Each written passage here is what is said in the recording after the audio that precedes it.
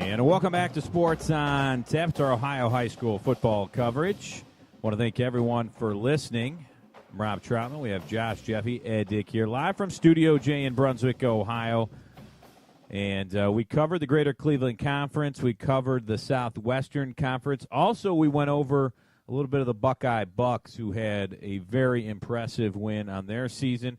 Now it's time to go over to the Suburban League National and American Division. Ed Dick's going to do double duty here tonight. So great job for Ed. Hopefully he has tons of air in his lungs for this one.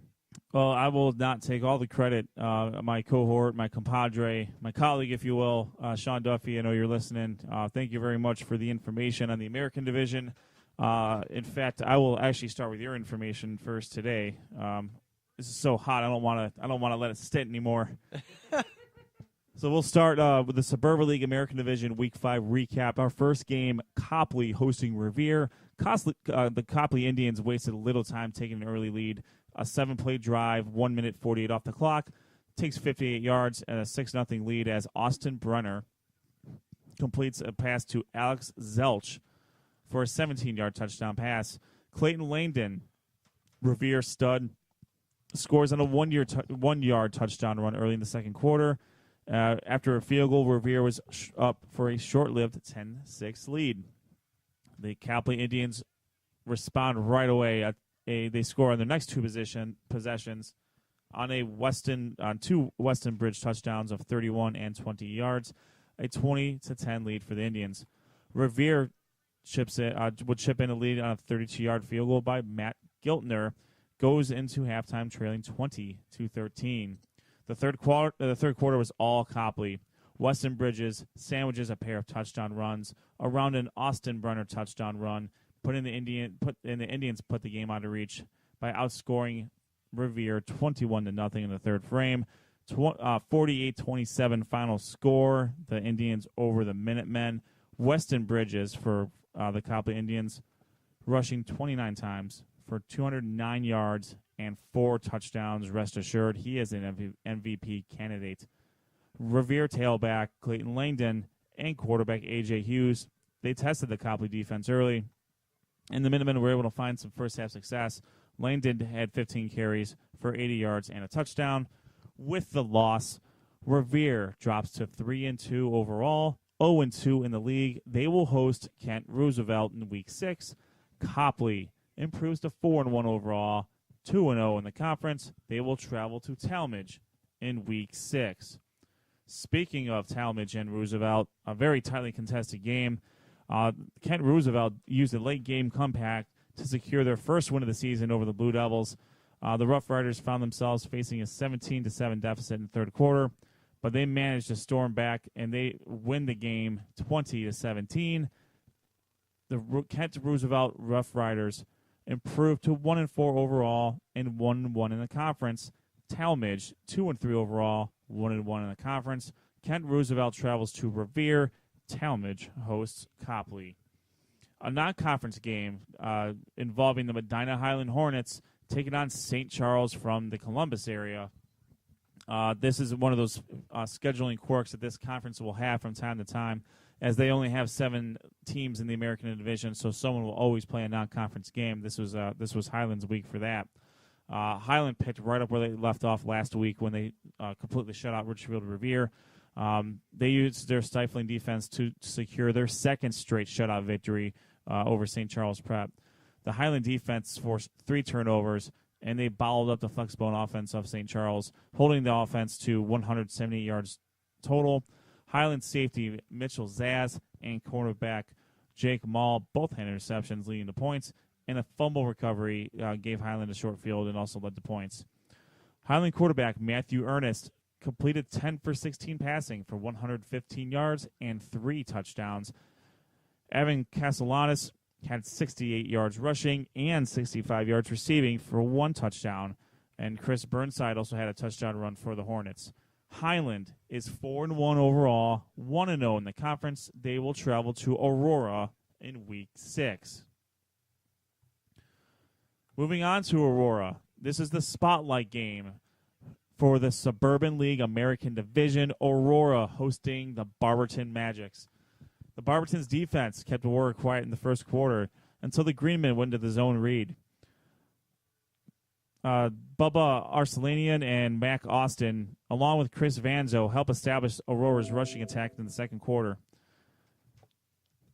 Arcelanian had 96 yards rushing and 2 touchdowns. He also added 9 solo tackles, a sack, and 2 tackles for loss on defense. Arcelanian pulling double duty as a linebacker and running back. Lots of chocolate milk for this guy to replenish him. Aurora quarterback Mac Austin finished the game with 103 yards and 3 touchdowns rushing, and had 130 yards passing and 1 passing touchdown. The Aurora defense forced the Magics into turnovers from quarterback Zane Reese, one of which was an interception return for a touchdown. And the defense from Aurora was just able to control the Magic rushing attack all night. Overall, Barberton quarterback Zane Reese did have a pretty good game. He finished with 330 yards passing and 3 touchdowns. Barberton receiver Key Thompson had 158 yards on 5 receptions. Barberton falls to 3-2 overall and 0-2 in the conference. They will host West Holmes in a non-conference matchup in Week 6. Aurora improves to 4-1, 2-0 in the conference. They will host Highland in Week 6. Moving on to the MVPs in the Spotlight game. The Week 5 MVP, none other than Michigan State recruit, Copley running back, Weston Bridges, 29 carries, 209 yards, and 4 touchdowns. So congratulations to Weston Bridges, Copley Indians. He is the Suburban League American Division Player of the Week for Week 5. The Spotlight game will have Aurora, 4-1 overall, 2-0 in the conference, taking on Highland, 4-1 overall, 1-0 in the conference. That's going to be a tremendous matchup, given that Highland's defense has just been completely unstoppable lately, and Aurora's offense has been clicking on all cylinders. So I'm really looking forward to the chess match between Bubba Arcelanian and Mike Austin from Aurora taking on that highly touted defense on the Highland end. Yeah, Highland lost that game against Brunswick, and since then they've really figured things out. Top of the conference in the American Division, and Aurora, every year they're tough, but they just have athletes that know how to get it done. They know that offense. That, like you said, that offense is going to be interesting to see. Can Highland contain that offense? I don't know. A lot of teams can't contain Aurora's offense. If they contain it, and Highland's offense though is nothing to joke around about either. They're pretty tough. Yeah, absolutely. And Highland's been on a really good roll to start the season. Now we're going to start to see them taking on another couple tough opponents with Barberton. They still need to take on Aurora. Those are what they're playing, and they still have Copley. So you got 3 tough matchups there. But those 4 teams are gonna beat each other up pretty efficiently here over the next couple of weeks, and we'll see who ends up winning that backstreet fight. Between those 4 teams, and who ends up taking the crown, and more importantly, who ends up making the playoffs. All right, well, I will shift over to the Suburban League National Division, Week 5. Our first game sees Twinsburg traveling to Brucksville, Broadview Heights to battle the Bees. The Tigers, coming off a victory over North Royalton last week, were able to hang with the Bees early, grabbing a 10-7 lead after a 32-yard field goal from Casey McCarthy and a 24-yard touchdown pass from Jalen Tucker to Christian Edgerson. The Bees star quarterback, Luke Sternad, responded quickly with a 3-yard touchdown run and an 18-yard pass to Sam Wigloos to take a 20-10 lead at the half. The Bees scored first in the second half on a 9-yard touchdown pass from Sternad to Joey McGonigal to go up 27-10. For the rest of the game, the Tigers and the Bees traded touchdowns for the leading to a 48-37 victory for Brucksville Broadview Heights. Twinsburg quarterback Jalen Tucker passes for 2 touchdowns and ran for another, while receiver James Bessett caught 2 touchdown passes. Brucksville quarterback Luke Sternad was 26 of 38 passing for 371 yards and 5 touchdowns. He also rushed for a touchdown. Brucksville receiver Sam Wigloos caught 12 passes for 207 yards and 3 touchdowns. Brucksville Broadview Heights remains undefeated. They will travel to Macedonia to take on the Nordonia Knights. Twinsburg drops to 2-3 overall, 1-1 in the conference. They will host Stowe Monroe Falls. Speaking of Stowe Monroe Falls, the Bulldogs put their undefeated season on the line against the potent Nordonia Knights at home. Stowe grabs the early lead behind 2 touchdowns by running back Terrian Wade, and they never looked back. They're good. Yeah, they are good. Quarterback Kyle Van Treese rushed for a 21-yard touchdown, and then also threw 2 touchdowns to wide receiver Joe Andrasey, covering 36 and 9 yards respectively to take a 35-0 lead at halftime. Nordonia was able to get back into it a little bit in the second half. Sophomore quarterback Robbie Levitt caught fire in the second half, throwing 3 touchdowns of his own before touchdowns by Stowe running back Joe Gobble. Andrasey and Brian DeVitas effectively ended the night's chances. Stowe with a 63-21 victory over Nordonia. Kyle Van Treese, 4 touchdown passes and a touchdown run. Definitely an MVP candidate this week. Stowe remains undefeated, 5-0 overall, 2-0 in the conference. They will travel to Twinsburg, while Nordonia drops to 2-3 overall, 0-2 in the conference. They will host Brecksville Broadview Heights. The North Royalton Bears traveled to Hudson to take on the vaunted Explorer defense and had 0 success in getting shut out 31-0. Oh. Hudson's offense, on the other hand, piled up the yardage, gaining a total of 554 yards. Yeah, we saw those guys live week 2, and Yeah. they do have offensive firepower. Yeah, absolutely. Dawson Worvey led the way on the ground with 101 yards and 2 touchdowns. Brady Ludwig had 75 yards on the ground and a touchdown. Wide receiver Greg Maley scored a touchdown with 103 yards receiving, and junior kicker Grant Gagne added a 20-yard field goal. With the win, Hudson moves to 4-1 overall, 2-0 in the conference. They will travel to Cuyahoga Falls. North Royalton drops to 1-4 overall, 0-2 in the conference. They will travel to Wadsworth. Our game of the week featured the Cuyahoga Falls Black Tigers and the Wadsworth Grizzlies, both battling for their first conference win of the season. The Grizzlies got an unexpected but a much-needed shot in the arm with the return of all-county running back Alex Jones, who was thought to be lost for the season with a shoulder injury. Wow. With Jones back in the lineup, head coach Justin Todd was able to unleash his offense as he had anticipated in the preseason. Jones picked right up where he left off, starting the scoring on a 66-yard touchdown pass from Joey Bachman. Jones hit pay dirt again on a 16-yard touchdown pass for Bachman, leading to a 14-0 score at half. The Black Tigers just could not get anything going offensively all night, and the Grizzlies took full advantage. Jones hit his 3rd touchdown, a 6-yard rushing touchdown, before Bachman threw his 3rd and 4th touchdowns of the game in the 4th quarter, twice hitting Mitchell Blackburn from 11 and 16 yards out to account for the final score, the Wadsworth Grizzlies 35, the Cuyahoga Falls Black Tigers 0. Oh. Bachman reclaims his early season form, completing 21 of 33 passing for a career-high 343 yards and 4 touchdowns. Wow. Alex Jones, in his first game back, caught 3 passes for 101 yards and 2 touchdowns to go with his rushing touchdown. Wadsworth improves to 2-3 overall, 1-1 in conference play. They will host North Royalton. Cuyahoga Falls drops to 1-4 overall, 0-2 in the conference. They will host Hudson. And oh man, it's not looking too good for Hudson. I'm sorry for Cuyahoga Falls. is there? I was going to say, upset alert. Yeah. Yeah, they'll never see that coming. Yeah, the Black Tigers, I mean, if they're having issues getting together against the Wadsworth defense, which albeit is not bad, they are not to the level of Hudson's defense. Yeah, Hudson. Oh, boy. Hudson we saw in person. They're just an active defense that know how to force turnovers. Yeah, I think quarterback Nate Vazzalotti is going to have to eat some Wheaties this week to try to crack that defense. Now, how about Alex Jones coming back? Was that a huge that's kind of for Wadsworth? I mean, it seemed like it gave him a boost there. Yeah, and that's really unique. They thought he was going to be gone for the season, and he's back week 5. Yeah, I mean, from what I understand, they were worried that he was going to miss the early part of the wrestling season. On top of that, so I mean, he went nuts on the rehab, and just responded really well to it, and he was healthy enough to play, and it could not have come at a better time for this offense, which has been stagnant for the most part. Joey Bachman started out with a hell of a game against Ashland in week 1, but unfortunately just has not been able to keep it together. And unfortunately, and with Alex Jones back, you're going to start seeing. I think you're going to start seeing Bachman really shine again.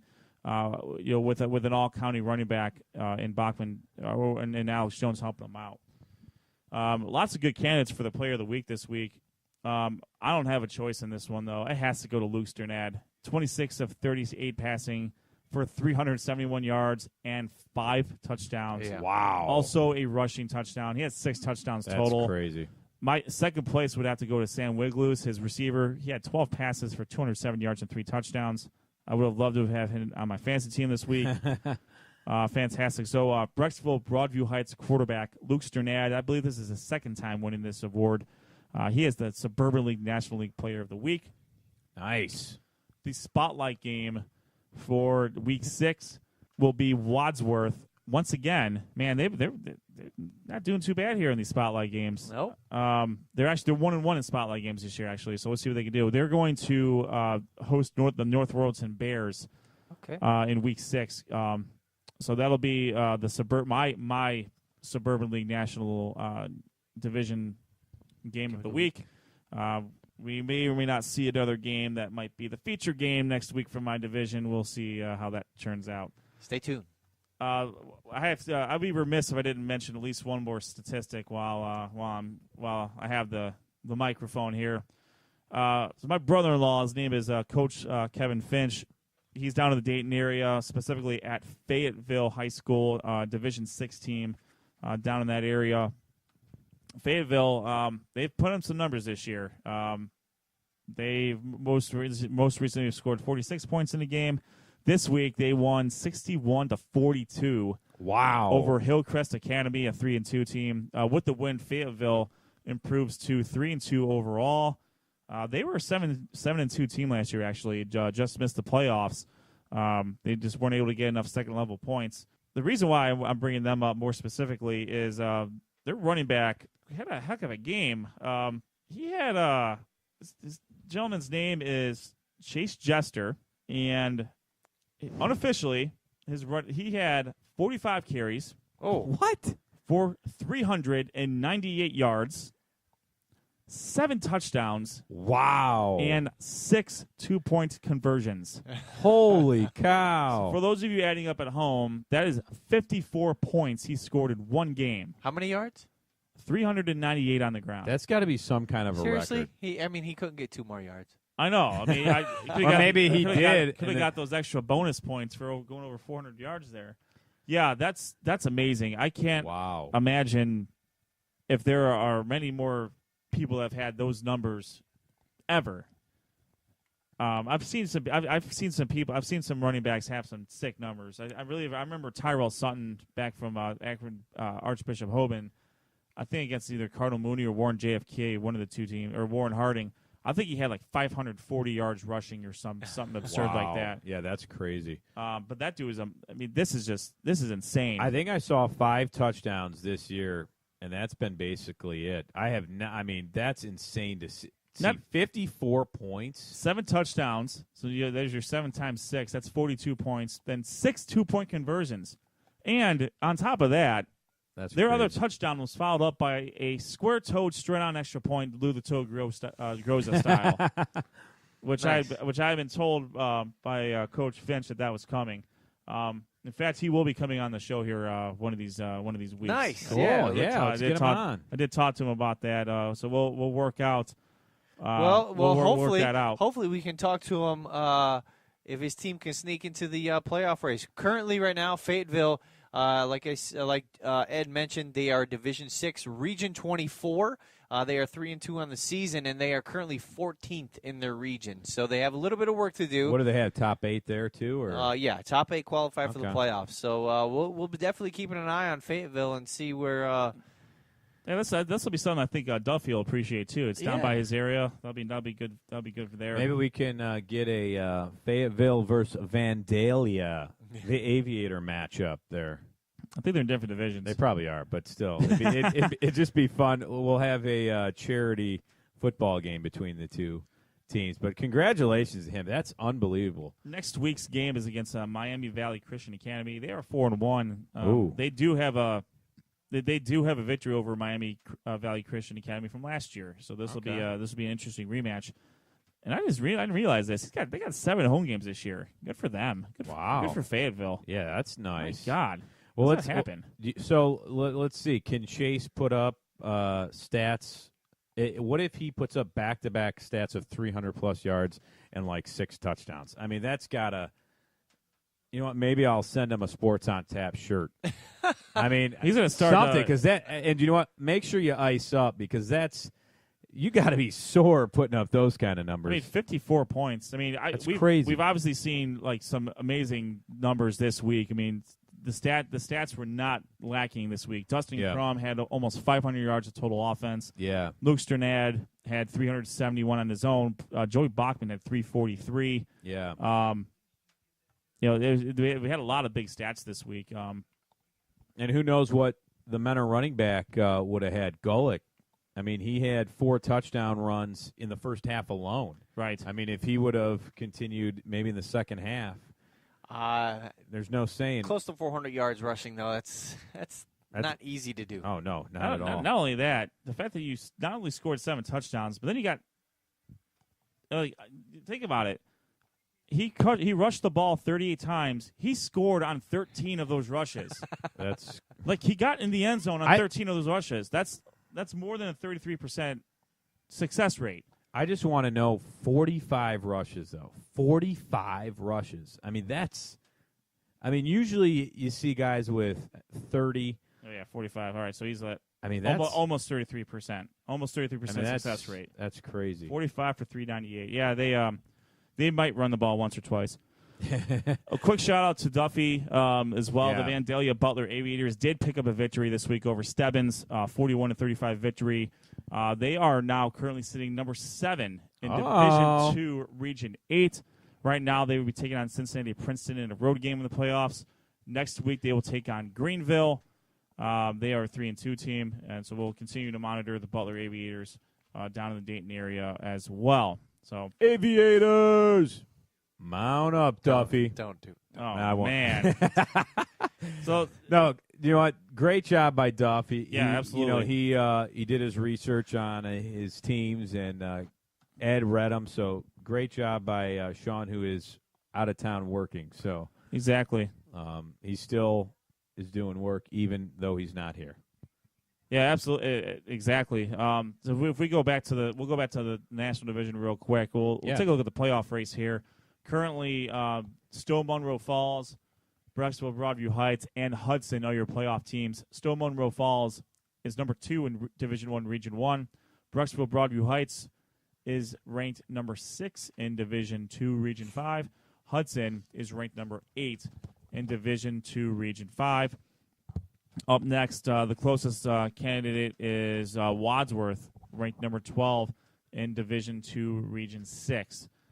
So you pretty much have a 3-team race here between Stowe, Brecksville, and Hudson. You never want to sleep on Nordonia, though. Nordonia's had a rough go of it the last couple of weeks. Not many teams have to take on Stowe and Hudson back-to-back. And now it doesn't get any easier for them as they have to take on Brecksville in Week 6. In fact, Brecksville, Broadview Heights, they could very well be 8-0 going into a battle against Stowe in Week 9, and there would be some massive computer points going on in that game. And then Brecksville, Broadview Heights then closes against Hudson, and both teams, at that point, could very well need that victory to get them over the top and push them into the playoffs in their respective regions. If we go to the American Division, we see that Copley is number 4 in Division 2, Region 5. Aurora is number 5 in Division 2, Region 5. We're looking at a rematch there if the season ends the way it is. Barberton is number 9 in Division 2, Region 5. So you got three potential playoff teams just in that region. Medina Highland is currently sitting number 7 in Division 2, Region 6. That lone blemish coming to Brunswick. All these 4 teams have plenty of opportunities in the next 5 weeks to pick up some massive computer points. As they move on. Even Richfield Revere, they are number 10 in Division 3, Region 9, where our resident our other friends of the show, the Buckeye Bucks, currently reside. They are right now tied for 8th in Division III, Region 9. So if that were to end the way it is, they would go to a very rarely used Level 3 divisor to determine that playoff spot. But there's so much football left. It's hard to believe that we're halfway through the season already. Over halfway, yeah. Over the. I mean, we're going into week 6, and it seemed like yesterday we were talking about about the coverage this year, about what we were going to do, and that's when we hatched the player or the game of the week as a show concept, and everyone's responded really well to it as far as the schools that we've been out to, and Josh, Rob, and Sean have done just a fantastic job at covering these games. I'm on the sidelines trying to help the Brunswick Blue Devils out a little bit, but these 3 guys have been crushing it, and there's no doubt that I'm looking forward to them visiting one of my games next week. So I'm looking forward to that. Well, thanks, Ed. We appreciate it. It's been fun so far. You talked about Barberton. I'm interested to see how they respond. They've lost 2 in a row now after Copley, the game of the week that we had, and this week. So how are they going to respond? They're still in the thick of things there. And as for Buckeye, they have some tough games coming up. We know Black River's one of them. They're 4-1, can get some points there, and still, like you said, an early season. So we'll wait and see what happens the rest of the year. It's still early. Well, we're going to take a short break. When we come back, we're going to talk about our game of the week last week, which was Westlake at Avon, and also tell you who our game of the week this week is. Where will we be Friday night? We'll tell you when we come back. We're Sports on Tap, part of the NEO Sports Insiders Network. It's our Ohio High School football coverage.